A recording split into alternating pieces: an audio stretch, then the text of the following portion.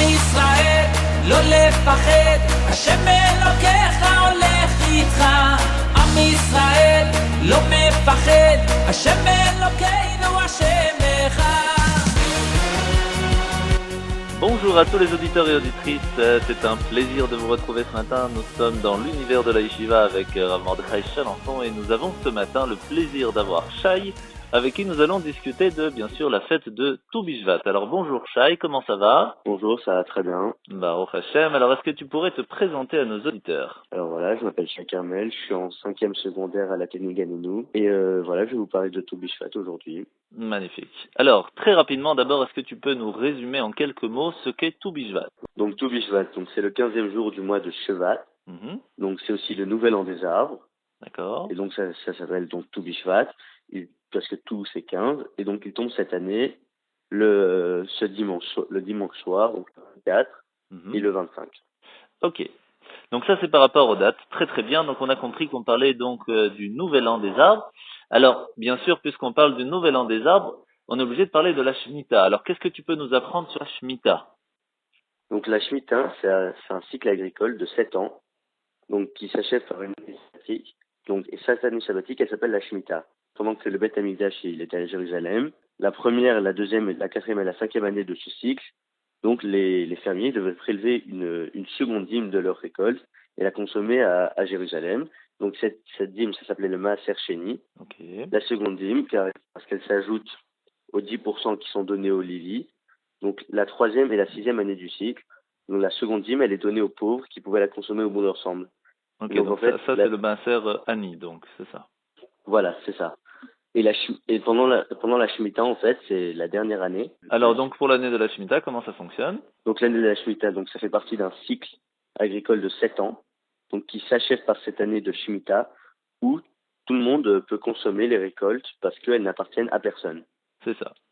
Alors il faut combien de temps pour que les pluies de la nouvelle année arrivent à ce que le sol ait tout ce qu'il faut pour produire des fruits?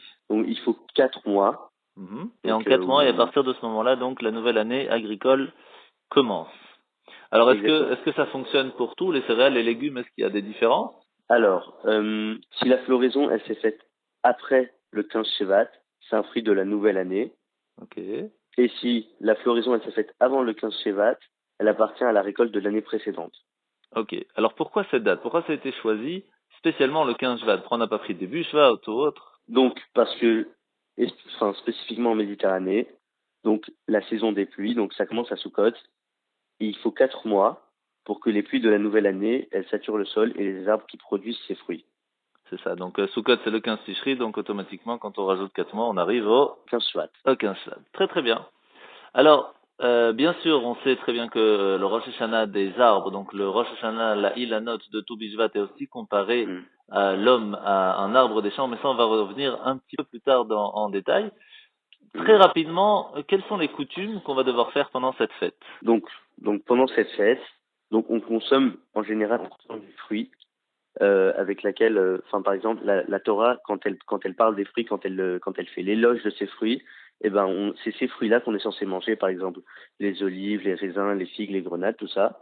Ouais. Alors on parle de combien de fruits là précisément, hein? On parle de 7 fruits. Ouais. Et donc si on goûte à l'un de ces fruits juste pour la première fois, faut pas oublier de réciter la bracha de Shechianu, qui donc c'est chaque fois qu'on mange quelque chose de nouveau, il faut la prononcer.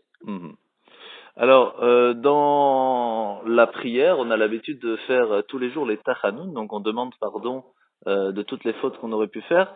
Est-ce que la fête de Tou Bishvat est considérée comme une fête où on va quand même dire tachanoun, on va quand même demander pardon, c'est pas vraiment une fête, ou c'est quand même une vraie fête et...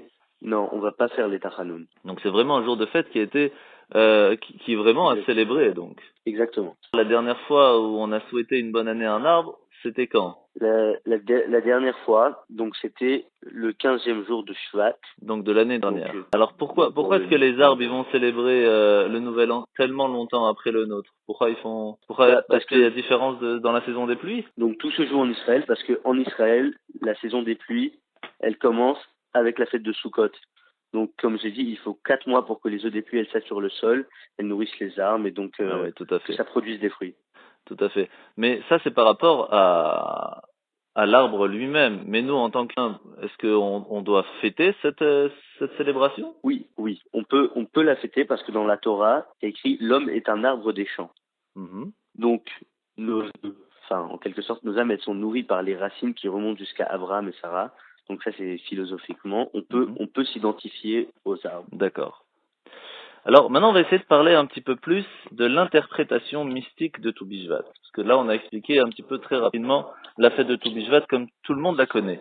Mais vraiment, quand on regarde dans le détail, est-ce que la fête de Tou B'Shvat, donc du 15e jour du mois de Shvat, dans le Talmud, est-ce que c'est expliqué comment est-ce que les kabbalistes voyaient cette fête? Est-ce que vraiment ça fait une différence si on fête, si on fête pas, si on mange les fruits, si on fait pas la bénédiction? Est-ce que ça fait une différence? Donc déjà, il faut savoir que la Tou B'Shvat, c'est pas mentionné dans la Torah, c'est mentionné que dans le Talmud.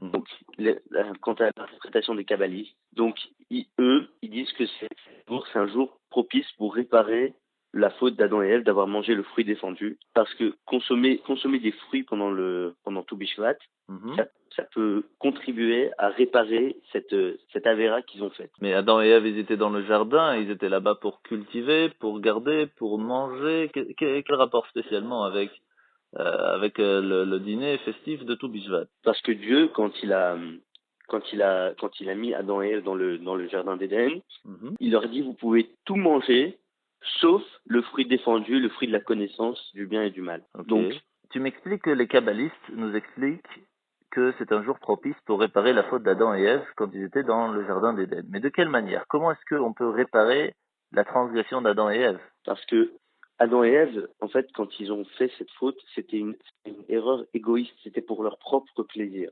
Alors que nous, par exemple, quand on célèbre la fête des arbres, quand on fait la baracha, c'est pour célébrer la fête des arbres pour Dieu. Donc c'est un plaisir altruiste en quelque sorte. Okay, d'une manière, ça répare la faute d'Adam et Ève.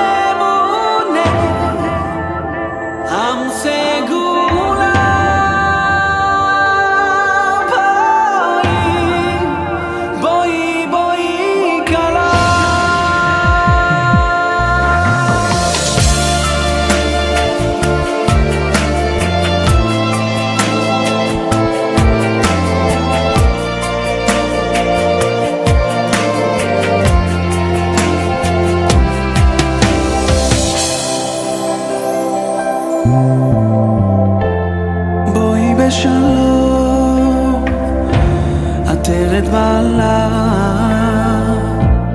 גם ברינה ובצעולה.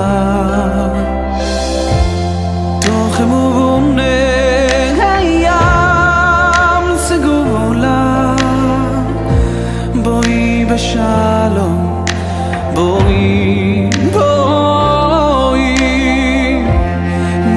בשלום, עטרת בעלה, גם ברינה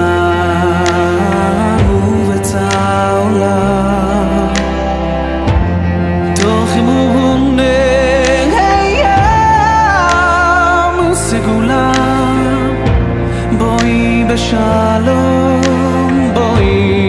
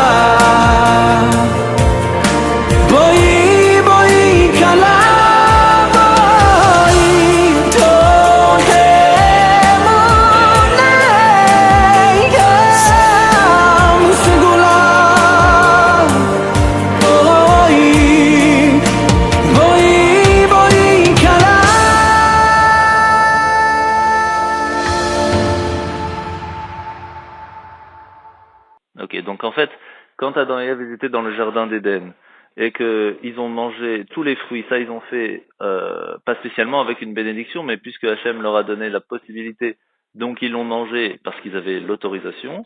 Celui qui était interdit, ils l'ont quand même mangé parce qu'ils voulaient le goûter, donc c'était un plaisir personnel. Et donc nous, en faisant en fait, mangeant avec la bénédiction pendant la fête de Tou Bishvat et qu'on le fait pour la mitzvah et pas pour notre plaisir, en fait, on rattrape un petit peu cette faute, si je comprends bien. Hein. Ouais, exactement. Très bien. Alors, l'art de recevoir, on en parle beaucoup pendant Tou Bishvat, donc on l'a expliqué, le véritable bonheur qu'on peut avoir et ressentir en ayant une connexion avec Dieu, parce que c'est un petit peu ça, quand on fait une bénédiction avant de manger, on se connecte avec Dieu en remerciant Dieu de nous avoir donné la possibilité de manger et d'avoir entre autres aussi le plaisir. Alors, quel est vraiment ce véritable plaisir qu'on peut avoir dans ce monde? Est-ce qu'Adam et Ève ont raté en fait ce plaisir absolu et comment on peut l'avoir? En fait, Dieu, quand il nous donne des interdictions et des mitzvot à accomplir, c'est pas pour nous interdire, pour nous faire du mal ou du bien, c'est pour atteindre le plaisir absolu. Donc d'avoir une connexion absolue avec Dieu pour pouvoir être pleinement heureux. Et il faut savoir qu'il y a une différence entre avoir du plaisir et recevoir du plaisir. Adam et Ève, quand ils ont fait cette faute, ils avaient du plaisir. C'est-à-dire c'est quelque chose d'égoïste. Alors que recevoir du plaisir, c'est dénué de tout égoïsme. C'est juste pour avoir une connexion avec Dieu. Et c'est là le but ultime de la vie, de ce que Hachem nous demande de faire. C'est ça le but à atteindre.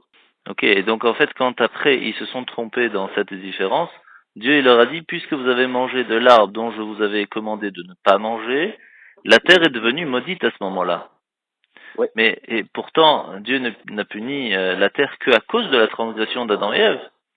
Il les avait bien informés qu'il fallait faire attention au plaisir physique et il a transformé en fait, à cause du plaisir égoïste entre guillemets que Adam et Ève ont eu, toute cette source de bénédiction que la terre a eue, que les descendants, nous aurions pu avoir, tout s'est changé à ce moment-là.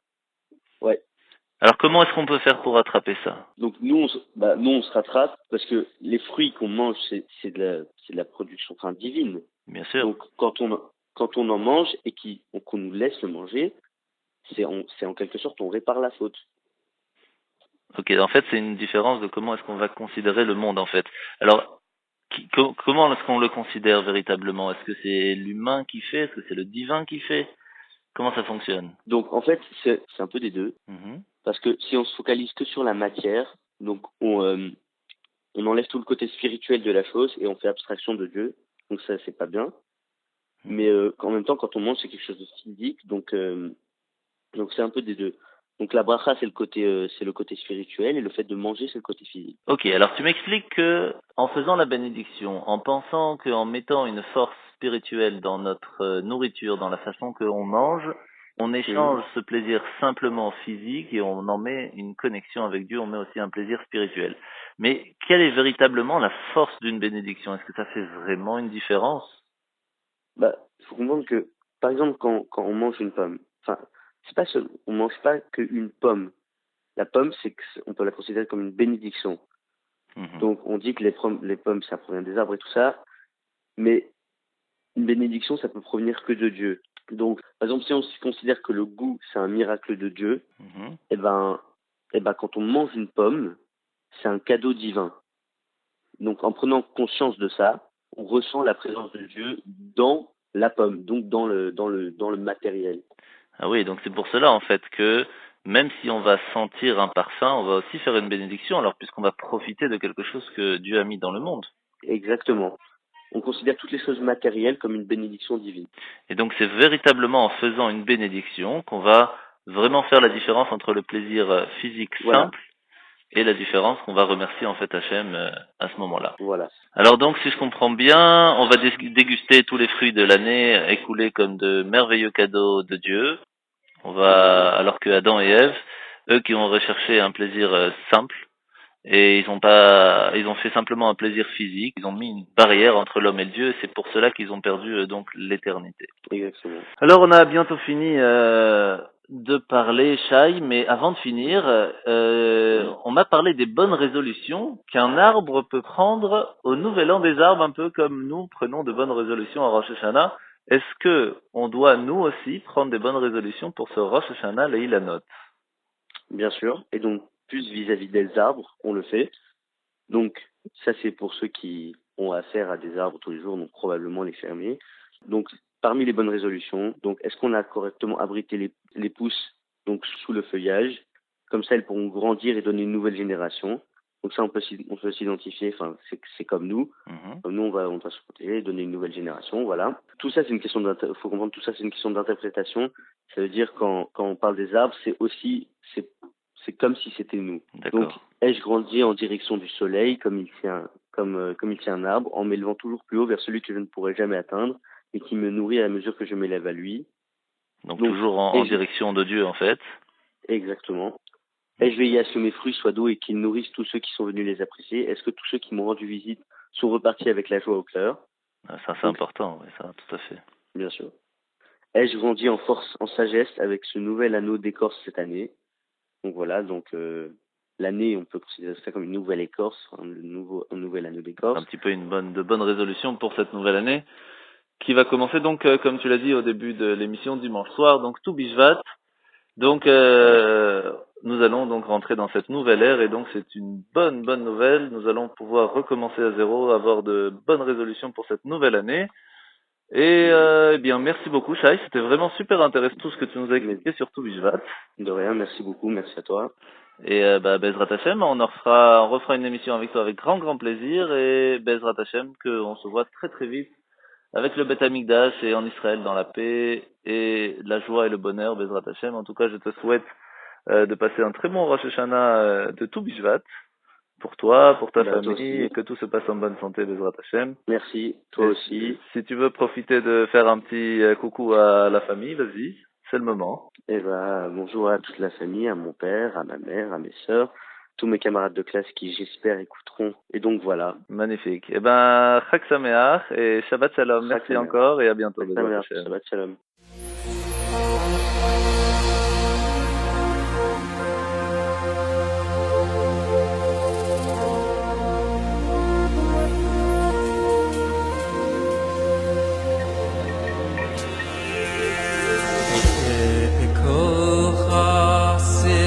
Sitting and reflecting, the bitter taste of failure fills him. Where am I heading? I fought with all my might. I've done all I can do, yet it doesn't seem the change in me is real and true.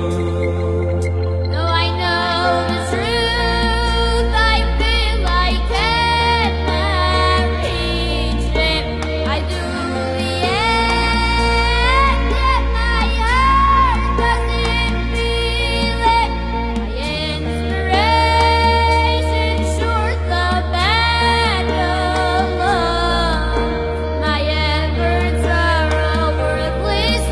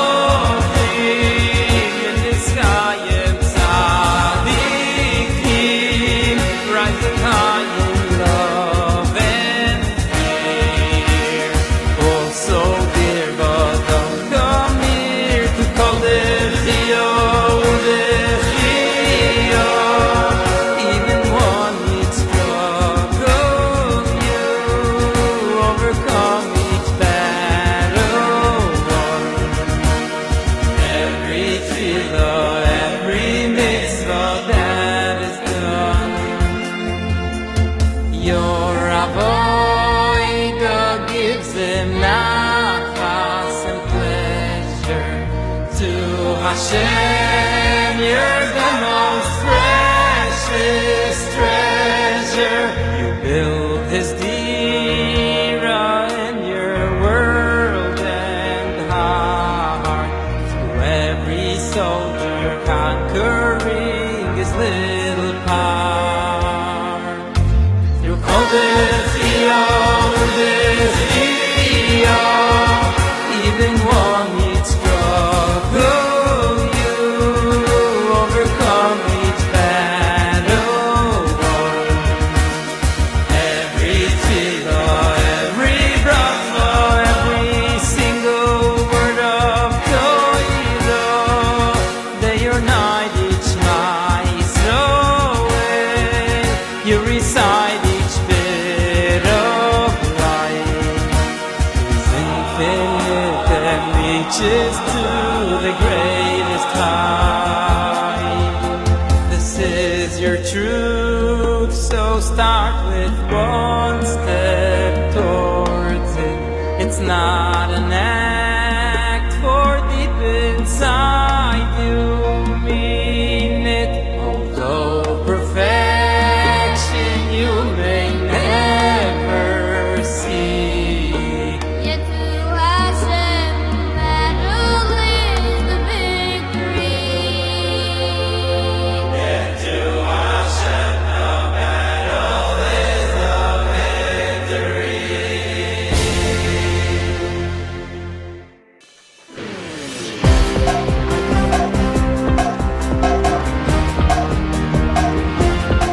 Nous revoilà dans votre émission L'univers de la Yeshiva. Nous allons passer maintenant aux questions des auditeurs. Bonjour, je m'appelle Gary Gelfget et j'avais plusieurs questions. En premier lieu, j'aurais voulu savoir si quand un enfant naît, on peut appeler par exemple deux frères, un Daniel et l'autre Michael. Étant donné que les deux finissent par le mot El, est-ce un problème ? Alors, bonne question. Est-ce que une personne qui a deux garçons peut donner le prénom Daniel à l'un et Michael à l'autre? Alors d'abord, il faut essayer d'expliquer la question, étant donné qu'on ne donne pas deux prénoms qui se ressemblent à ses enfants. Ici, il y a le mot Kel à la fin de Daniel et de Michael aussi. Alors, en fait, il faut savoir qu'il n'y a aucun souci. Pourquoi ? Parce que même si les deux se finissent de la même façon, on peut très bien donner le nom Raphaël ou autre, à partir du moment où ce n'est pas exactement le même. Ce qui fait que si vous avez deux garçons ou deux filles et que vous voulez donner un nom qui ressemble, tant que ce n'est pas exactement le même, il n'y a pas de souci. Alors cette fois, c'est une question que vous avez reçue dans la page Facebook. Oui, en fait, on a reçu une question. Cette question, c'est qui est Navi, qui a été prophète dans l'histoire juive ? Est-ce qu'il y avait Abraham, Yitzhak, Yaakov, etc. Alors d'abord, on va prendre dans la Gemara Masechet Megillah, à la page 14, on voit qu'il y avait 48 prophètes et 7 prophétesses. Alors le Rashi là-bas va expliquer qui sont ces 48 prophètes. Alors il y a Abraham, Yitzhak, Yaakov, Moshe, Aaron.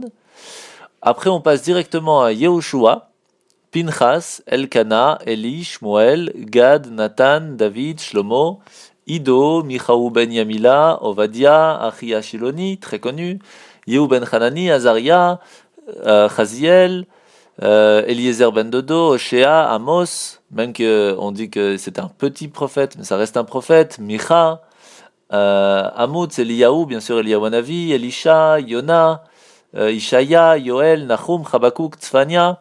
On va les faire tous, comme ça vous les avez les noms. Oria, Irmia, Yecheskiel, Shmaya, Baruch, Neria, Saria, Marci, Chagi, Zecharia, Malachi, Mordechai aussi, et deux autres encore. Et d'autres même rajoutent les 3 fils de Korach qui ont été sauvés de la descente dans le gouffre où leurs pères sont tombés au temps de Moshe Rabbeinu. Alors quelles sont les 7 prophétesses ? Ce sont bien sûr toujours expliqués dans la Gemara Megillah, au même endroit, la page 14. Il y a bien sûr Sarah Imenu, notre matriarche, Myriam, la sœur de Moshe, Dvorah, la prophétesse très connue, Hana, Abigail, Hulda et bien sûr la chère Esther, celle qui était donc la reine au temps de Achashverosh. Oh, ok, très bien. Alors j'aurais voulu savoir, est-ce qu'il y a des prières spéciaux ou des choses à faire pour trouver la bonne personne et en bon temps pour le mariage ? Alors ça, c'est une très bonne question. Que peut-on faire quand on cherche à se marier ? Alors en fait, il y a plusieurs ségoulottes. Donc ségoulottes, c'est donc des conseils que la Torah donne pour faire qu'on puisse trouver une personne avec qui se marier. Alors premièrement, il y a cette ségoula très connue d'aller prier sur le tombeau de Rabbi Yehuda Bar Ilai. Et c'est une ségoula pour trouver rapidement à se marier. Il y a aussi la tefila, la prière qu'on va faire sur le tombeau de Yonatan ben Uziel, qui on dit aussi que c'est une très grande ségoula pour qu'il puisse aider à trouver chaussures à son pied. Et bien sûr, en troisième position, la achnasat kala, ça veut dire aider quelqu'un à se marier, que ce soit moralement, financièrement, à préparer le mariage, préparer même la chaise de la kala, enfin faire quelque chose pour aider une kala ou un khatan à se marier plus facilement, qu'il ait moins de soucis pour ça. Eh bien, ça aide aussi à ce que la personne puisse trouver lui aussi à se marier. Alors, par rapport à ce qu'on peut faire personnellement chacun, il est bien de lire le Lamet Bet Teilim, ça veut dire le chapitre 32 de Teilim, pour qu'on puisse rapidement, Bezrat Hashem, trouver son zivug, trouver la personne avec qui se marier.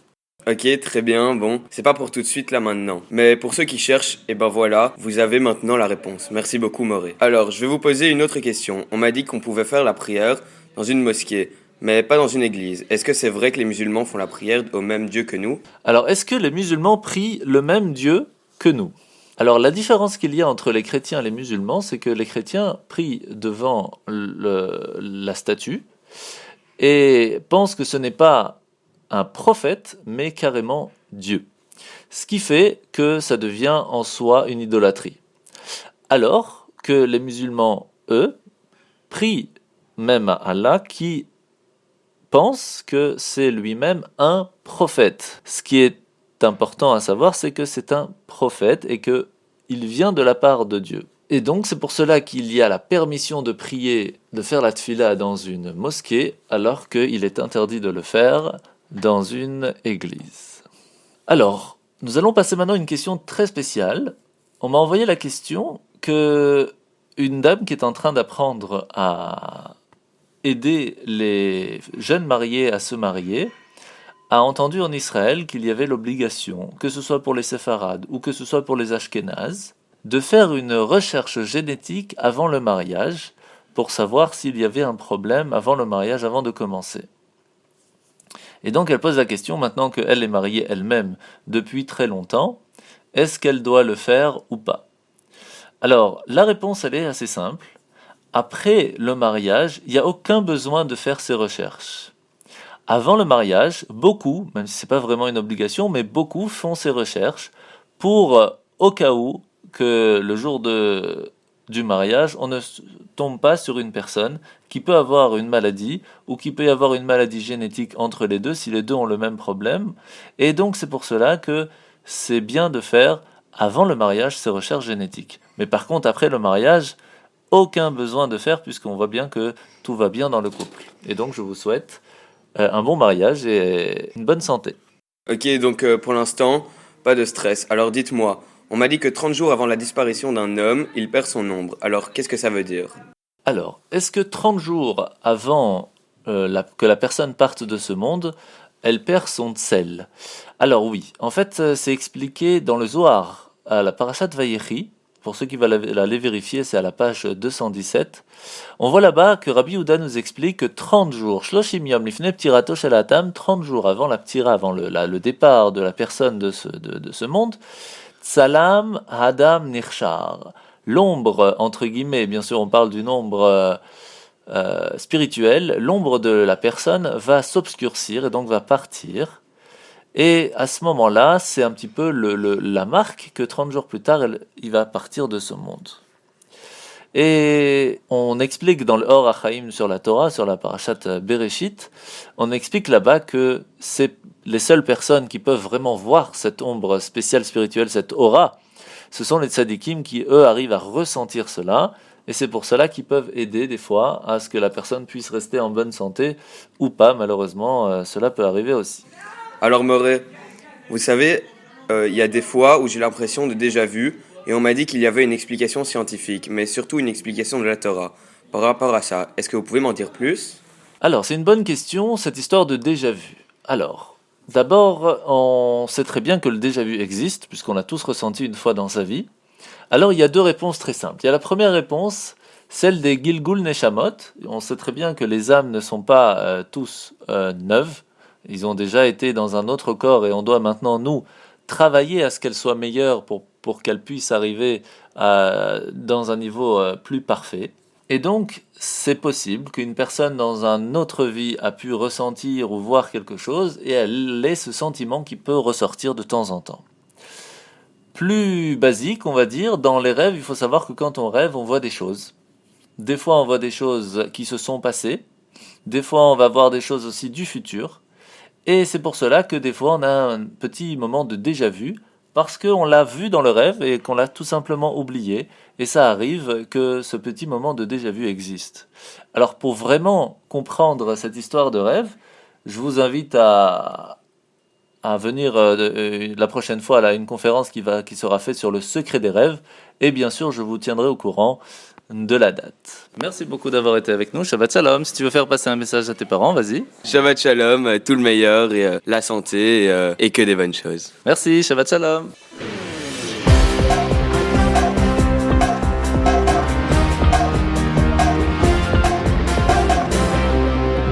Alors, comme vous le savez, nous l'avons expliqué la semaine dernière, nous étions cette semaine jour de Yud Shvat, le jour où le rabbi de Lubavitch a pris sa Nessiyut, il est devenu donc le prochain rabbi. Alors, on m'a souvent posé la question, qu'est-ce que le rabbi pensait par rapport à la terre d'Israël, et c'est beaucoup dans l'actualité d'aujourd'hui. Je vais vous laisser l'écouter et je vais vous le traduire en même temps. Was soll ich empfangen? Jeder fragt mir, von zurück, von nicht zurück, von Reus, was fehlt darauf? Ja. Quand un juif me demande de retourner ou non en Israël maintenant, bin ich sich nicht geworden, bin ich in der Israel. Aber bald die Fraction, bringen lieber von nicht von étant donné que je suis un rave, si je réponds, je ne suis pas un rave en exercice et je ne suis pas en Israël. Mais comme vous m'avez demandé, lui répond le rabbi, et si je ne réponds pas, cela pourrait être mal interprété. Ich heiße alle von Israel und da war ein Porsche, die war seinen Dorten. Es war sehr halt der Riese, wenn ich sie mehr als Akelisch, und die was Korna hinzufahren, auf Schema Fassen, was sie fahren, in der Milde, der Indien, werden das nicht fehlen, in einem Leben, das Heber von Schuchanor. Je dis à tous d'aller en Israël, et clairement, ceux qui sont là-bas ont l'interdiction de la loi juive de quitter la Terre Sainte. Et ceux qui peuvent aller là-bas, ou qui projettent d'y aller, s'ils n'y vont pas, ce sera perçu comme une violation de la loi juive. Und das Masbil hat das Herz, Hashem Hashem Elokecha beim Reiches Hashona, war Dach Rishona, und du darfst nicht sagen, 5 Jahre, das ist so, sie müssen aber dann Chumisch mit der Chumisch Mikro. In Jonem haben wir Chaz gesagt, jeden, geben wir Chizuk für jeden, was darf der Bismonen rein? Expliquez que c'est la terre sur laquelle sont les yeux de Dieu depuis le début de l'année jusqu'à la fin de l'année. Pour cela, vous n'avez pas besoin d'être en Israël pendant 5 ans. Il suffit d'étudier le Chumash avec un enfant de 5 ans. Que peut-on faire pour rassurer le peuple juif, lui demande le Rav. Y a-t-il quelque chose à encourager maintenant?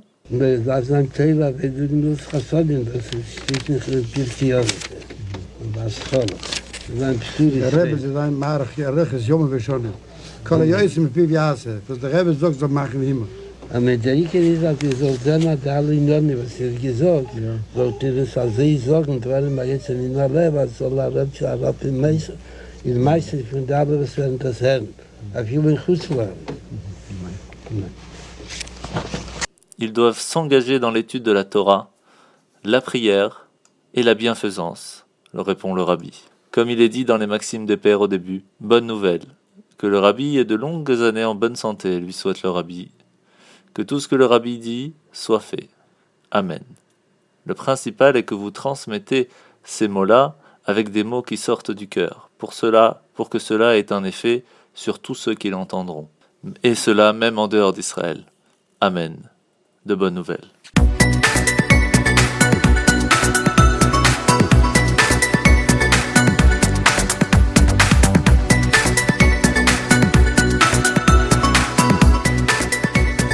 Tout de suite, je vais vous laisser écouter la paracha en chanson Nous sommes à la paracha de la sortie d'Égypte. Alors, chers parents, chers enfants, je vous laisse écouter et profiter de cette magnifique paracha Béchalar. Mais avant, écoutons depuis le début de l'esclavage égyptien jusqu'à la sortie d'Égypte. Je vous laisse profiter, c'est parti. Les astrologues du roi prédisent un malheur. Un garçon naîtra qui libérera le peuple d'Israël. Paro est inquiet. Il décrète de jeter dans le Nil tous les nouveau-nés mâles. Le 7 Adar, dans la tribu de Lévi, un garçon voit le jour. Il court un grand danger. Yocheved, sa maman, décide de le sauver. Elle prend un panier d'osier et embouche les ouvertures pour le rendre imperméable.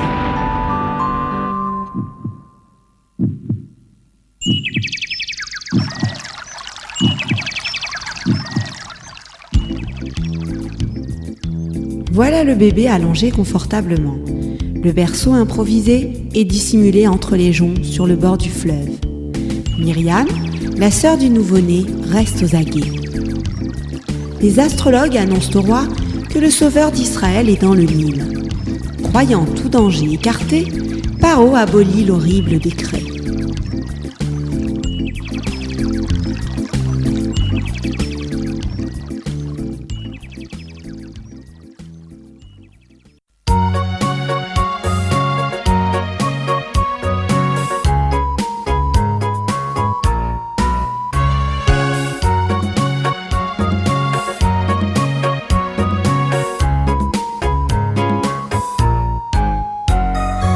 Âgé de 3 mois à peine, j'ai pleuré sur la rivière à cause du décret d'un roi au cœur de pierre. Sa propre fille m'a sauvée, j'ai grandi dans son palais. Personne n'a découvert mon identité. Mon fils Moshe, n'oublie jamais qui sont les tiens, le peuple d'où tu viens. Mon fils Moshe, n'oublie jamais qui sont les tiens, le peuple d'où tu viens.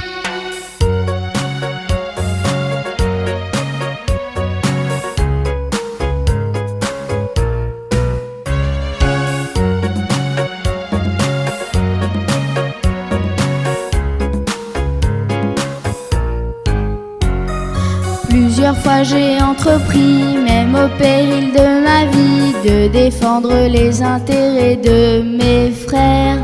Pour eux j'ai pu obtenir un jour entier de congé, mais pourchassé par le roi j'ai dû m'enfuir. Mon fils Moshe, n'oublie jamais qui sont les tiens, le peuple d'où tu viens. Mon fils Moshe, n'oublie jamais qui sont les tiens, le peuple d'où tu viens.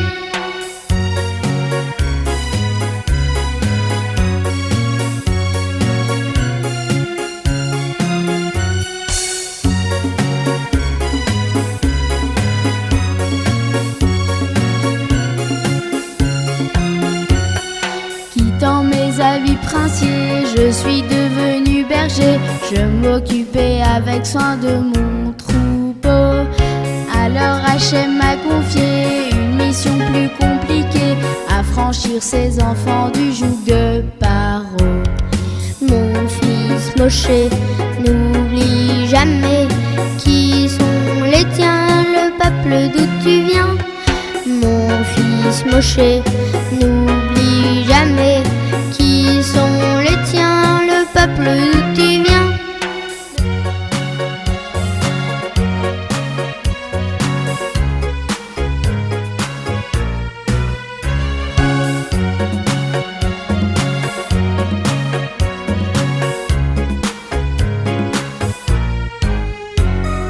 Moshe Rabbeinu, délivre-nous, nous attendons en hâte la rédemption. Moshe Rabbeinu, délivre-nous, nous attendons en hâte la rédemption.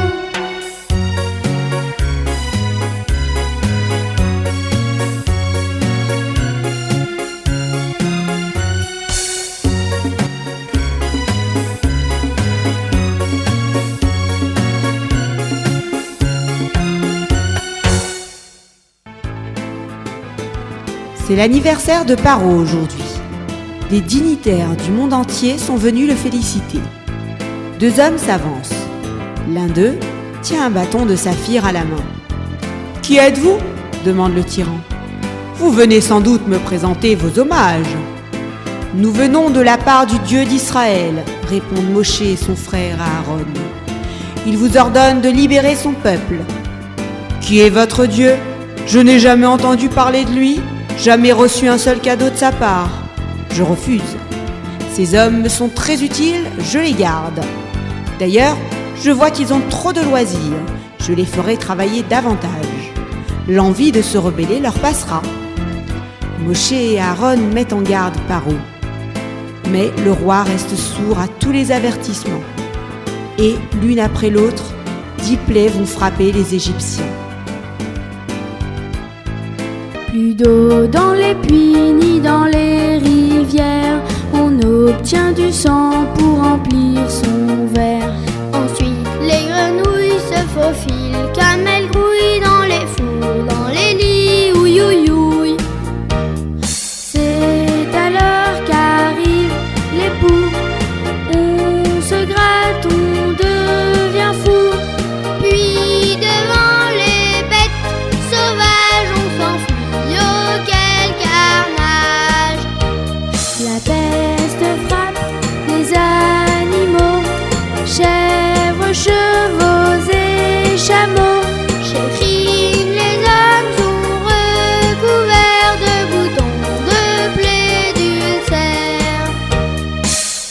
Barat, c'est la grêle qui descend du ciel, le feu et la glace se sont réunis. Poussés par le vent, s'abattent les sauterelles, ravageant, dévastant le pays. Pour les Égyptiens, l'obscurité, ils ne peuvent voir ni bouger. Avec la mort des premiers-nés, sonne l'heure de la liberté.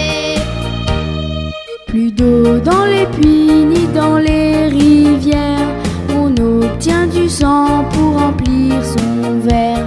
Ensuite les grenouilles se faufilent comme elles grouillent dans les fours, dans les lits, ouïe ouïe ouïe. C'est alors qu'arrivent les poux, on se gratte, on devient fou. Puis devant les bêtes sauvages on s'enfuit. Oh quel carnage!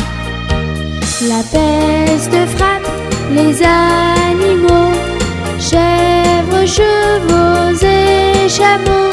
Chez Chine, les hommes sont recouverts de boutons, de plaies, d'ulcères.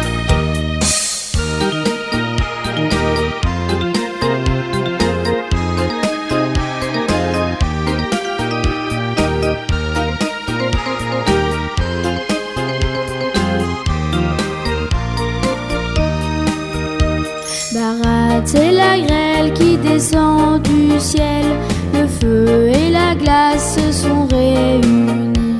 Poussés par le vent, s'abattent les sauterelles, ravageant, dévastant le pays. Pour les Égyptiens, l'obscurité, ils ne peuvent voir ni bouger. Avec la mort des premiers-nés, sonne l'heure de la liberté. Chaque plaie dure 1 semaine. Les Égyptiens en sont avertis 3 semaines à l'avance. Ils pourraient l'éviter en changeant d'attitude. Au lieu de cela, ils cherchent des échappatoires.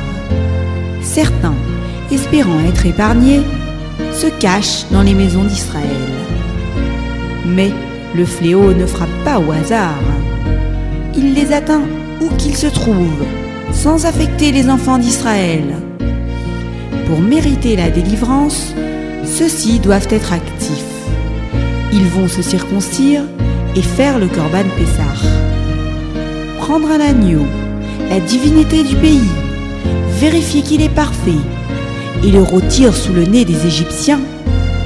Que de risques, que de courage.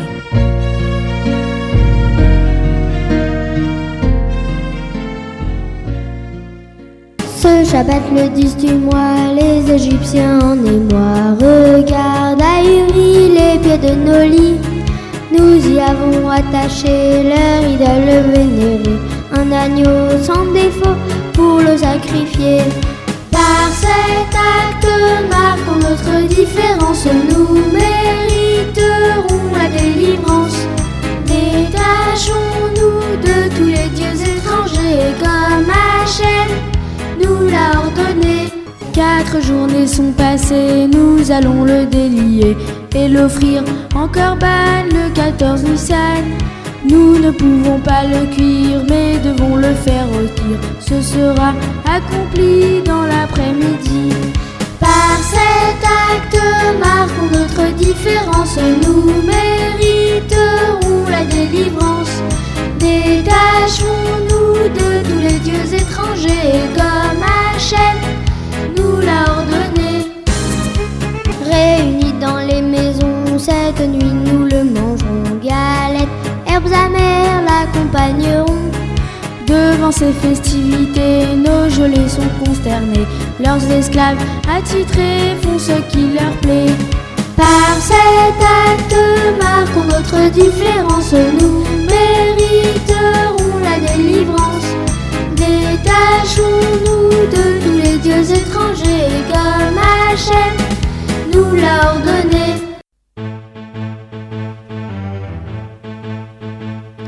Cette nuit a été fatale pour les Égyptiens. Tous leurs premiers-nés ont succombé. Paro arpente les rues en courant.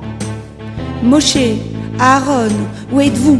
Partez vite, le plus vite possible, et priez pour moi. Je suis premier-né moi aussi. J'ai très peur de mourir. Les Égyptiens, pressés de se débarrasser de ce peuple importun, le couvrent d'or et d'argent. Dans le pays, toutes les idoles sont détruites.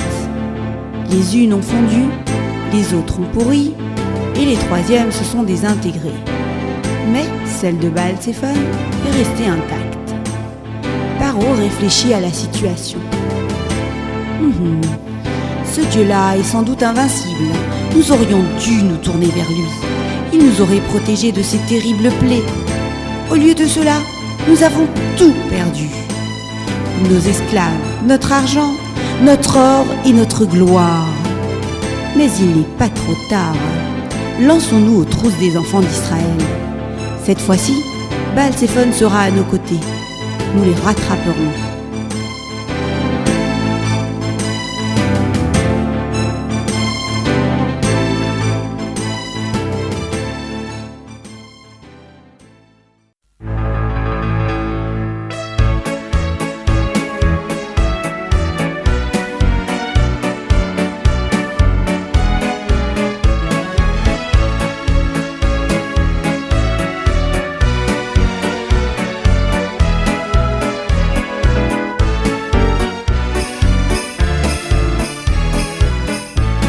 Ainsi nous sommes sortis de Mitzraïm, le bâton dans la main et la ceinture au rein. La matzah sur le dos, nous partons le front haut. Ainsi nous sommes sortis de Mitzraïm.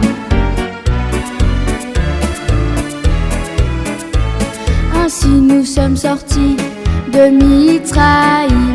La mer est devant nous, Moshe de son bâton fend les vagues pour nous et nous passons. Ainsi nous sommes sortis de Mitzraïm. Ainsi nous sommes sortis de Mitzraïm. La terre sèche à nos pieds, les flots à nos côtés. Devant nous la lumière de la nuée nous éclaire. Ainsi nous sommes sortis de Mitzraïm.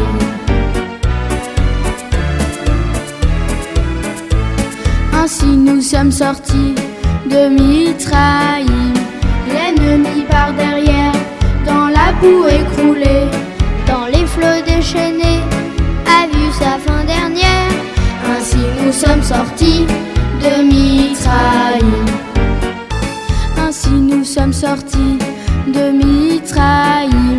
Hachem pour nous sauver est devenu guerrier. Aux yeux du monde entier, il nous a délivrés. nous sommes sortis de Mizraïm.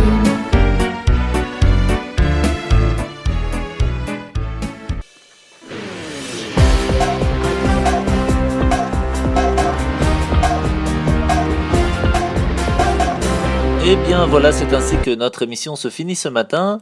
Alors je vous rappelle que nous sommes le 22 janvier et que nous sommes le 12 Shvat. Et ce soir, il faudra donc bien sûr, mesdames et mesdemoiselles, allumer les bougies à 16h58 et que Shabbat se finira samedi soir à 18h09.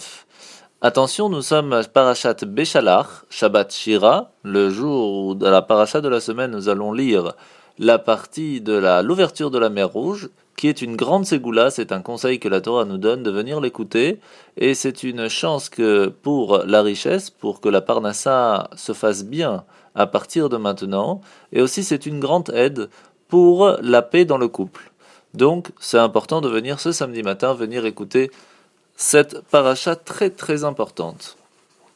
N'oubliez pas que dimanche soir, donc dimanche 24 janvier, ce dimanche, nous serons dimanche soir le jour de Tou Bishvat et qu'il faudra déjà commencer à manger les 7 fruits d'Israël, comme on l'a expliqué avec Shai ce matin, et que lundi, donc pendant toute la journée, il est important de manger un maximum de fruits en faisant bien sûr la bénédiction avant et après. Je vous souhaite donc à tous et à toutes de passer un très très très bon Shabbat et de passer une bonne fête de Tou Bishvat, et je vous dis déjà à la semaine prochaine. Shabbat Shalom. ישראל, לא לפחד, השם אלוקיך הולך איתך. עם ישראל, לא מפחד, השם אלוקינו השם אחד.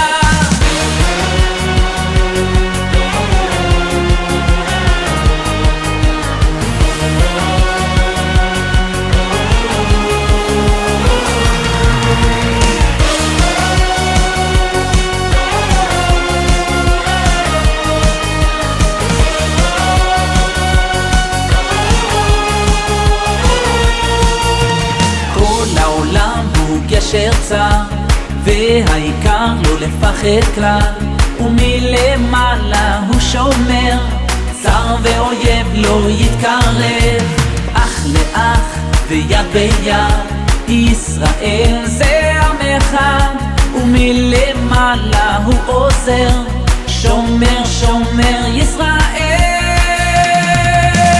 עם ישראל לא לפחד, השם אלוקיך הולך איתך. עם ישראל לא מפחד, השם אלוקינו השם אחד.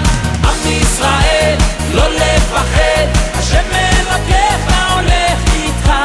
עם ישראל לא מפחד, השם אלוקינו השם אחד.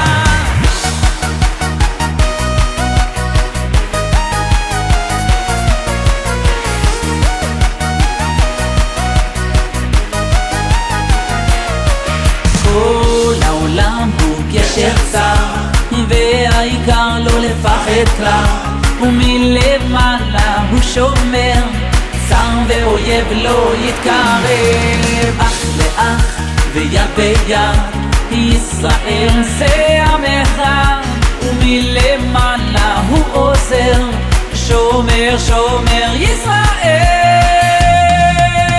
עם ישראל לא לפחד, השם אלוקיך הולך איתך. עם ישראל לא מפחד, השם